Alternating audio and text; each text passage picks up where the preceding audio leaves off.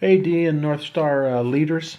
I thought I'd do a quick little video here to get us rolling to along with my quick outline. I know D wanted it brief, and I worked hard at doing that. Basically, what what we mean by preaching points is not an extension of any local church. Philosophically, our paradigm shift is this: that our lay people are getting bored with church, and that's one of the reasons they're leading. We've got tons of lay leaders that we need to release as ministries, pastors, evangelists out there. The preaching point idea I actually got from the early Methodists and Baptists. This is basically how they started.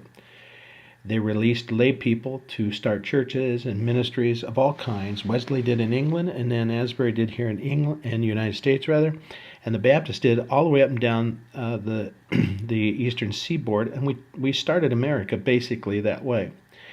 Our big issue today is we are naively and almost inflatedly viewing ourselves as churches. Every organization I know, association, everything, I think is going to be greatly threatened if will not survive the next 8 to 10 years unless we have a turnaround. One of our great problems is we have for 30 years made customers, and we've not challenged our people to do ministry, and we've kind of emphasized making our organization, our region, our churches work, and we've forgotten to pay attention to the global picture. About 3 million people left the church last year. Uh, about 4% of the population, I'm convinced, are devoted evangelicals. 7 to 9 will line up with some of the criteria, not 43% that Gallup says. And this data is good and solid. We have to do evangelism or we're in deep trouble, and we can't do the kind of piddly amounts we have for the last 30 years. Evangelists have pretty much disappeared. Lay participation in evangelism is almost non existent, and we need some radical forms. The United States hates church. About 67% of Christians are never coming back. They don't like the way we do it. We have to put the patient on the table and look at it. I've studied this, and I've found that what really the population wants, and the church is prepared to do, is serious radical engagement with neighborhoods and ministry. Okay, a preaching point is basically a 2 year commitment on the part of lay people without the control, without the oversight of professionals.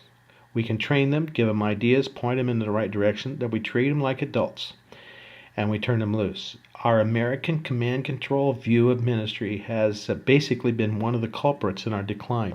You don't find this in Africa, Latin America, Asia, or any other parts of the world. One of the groups I work with that in fact started out of my church, Eastside in Seattle, was begun by Larry Neville after working with our church, attending our church, looking at it, went to California 30 years ago, started a church, followed my decentralized model of how things should be organized, and today has 2,000 churches at least relating to him, 500 plus in the United States alone. Using this format, I won't bore you with some of the things they've discovered, but they're pretty exciting.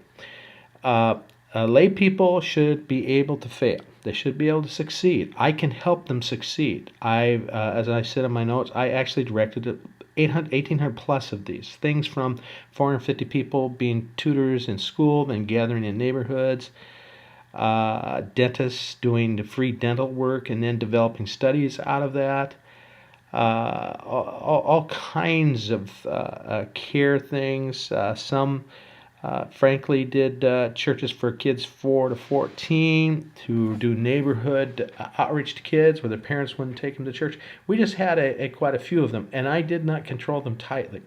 The paradigm metaphor I like to use is in about 1992, Bill Gates started what's called Encarta. He did a command control expert based model. Got the best scholars in the world, spent millions of dollars getting this thing set up, and nobody bought it. They didn't like it. 2 years later, some folks started what's called Wikipedia.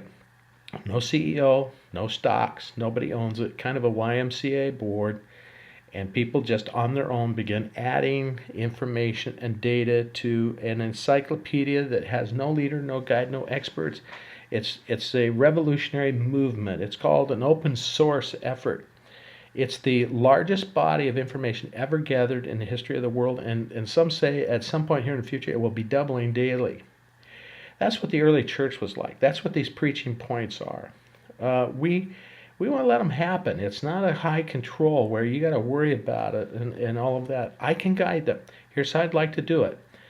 Of course, it'd be great to get a few pastors interested in it, but I find most pastors struggle with innovation.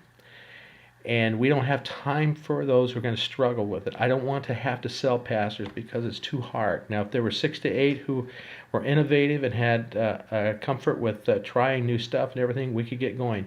I think I could help the North Star Group avoid extinction in about 20 years. At least do a little tiny part of it.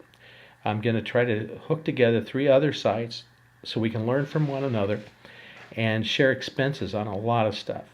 And it will take very little to make this happen. And I also believe church planting today, as I noted in my notes, we're starting too few.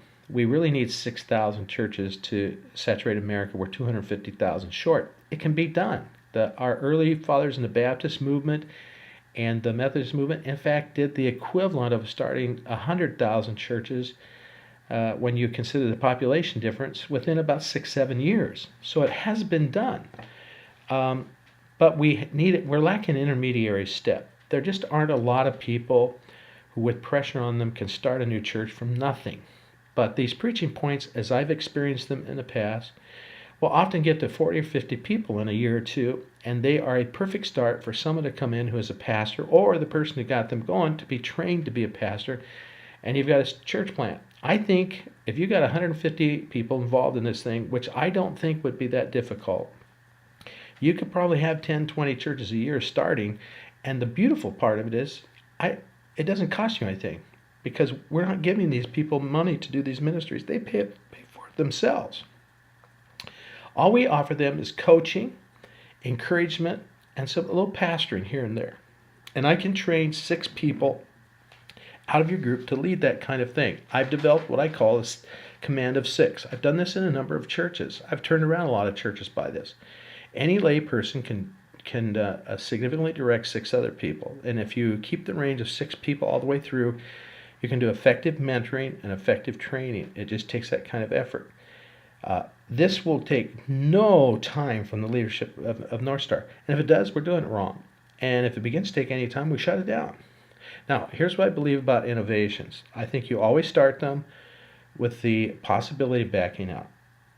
2, you've got to start them clearly, and you've got to begin with at least a handful of people who are early adopters or what we would call the creative folks up front in the diffusion of innovation theory. The problem is we can't fool around people who are not early adapters.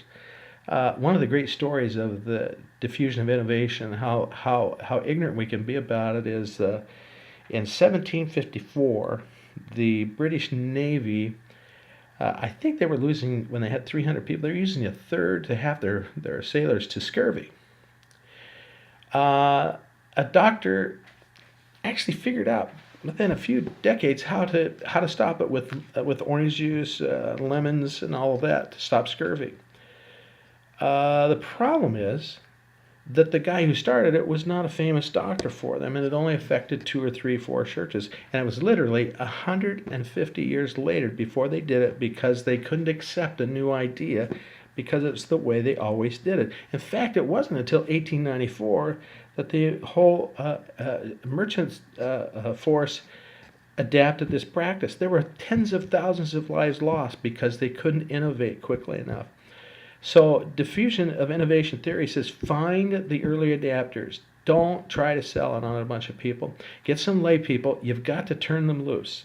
They've got to do that. I can teach them how to put a ministry together.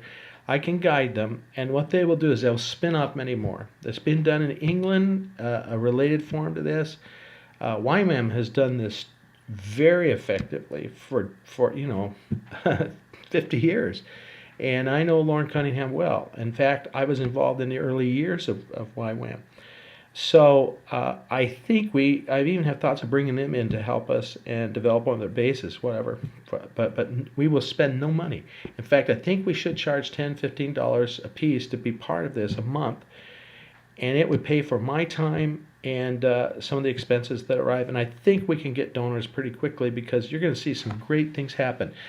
The data in our country right now is that people hate the way we do church. They don't like church. We've made church too important is one of the things, and Jesus has somehow been lost in the shuffle. Two, boomers are bored. People are bored. They want to do something strong and serious. And the population has never scored higher in their interest in God and Jesus Christ and the Bible. We need to engage them and go to them. I want the opportunity to help North Star do this. And we can do it with great ease. I would start with just pounding the area with Facebook ads. One of my students spent $20 on Facebook ads to start his first meetings to gather a church plant. He had 50 people say they came because of that ad for $20. You tell me what other method you can use to get 50 people anywhere today. So we know how to do it. All he did was do just what I said and an expert I brought in for our classes. So I want to do this. I hope we can move ahead. I've already outlined the costs. I can't do it for any less because I'm going to try to join 3 as it is. This is a significant investment of my time, and I've worked hard at this model. My motivation is I'm 64. I think we've got 18 months. I really do. 18 months to turn the momentum around and begin innovative R&D practices. And I'm pretty sure I know what I'm talking about. Just 5 years ago, I was predicting by 2020 we would probably drop 20%. Then a while back, I said we had about 10 years before we would really see massive drops. I'm now saying 7, just because of what I'm seeing out there. It's a bloodbath, and we can stop it. The only reason we're experiencing this is we're not engaging, 1, new forms, 2, evangelism where people are.